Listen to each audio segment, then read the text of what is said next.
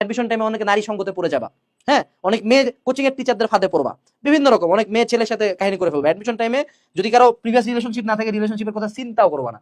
মানে ধরো Angelina Jolie তোমার সাথে রিলেশন করতে চায়, বোন মাফ চাই, ধন্যবাদ, টাটা। এই টাইমটাতে যারা যারা রিলেশন করছে, রিলেশনও টেকে নাই, পুরো জীবনটা ধ্বংস হয়ে গেছে, সাবধান।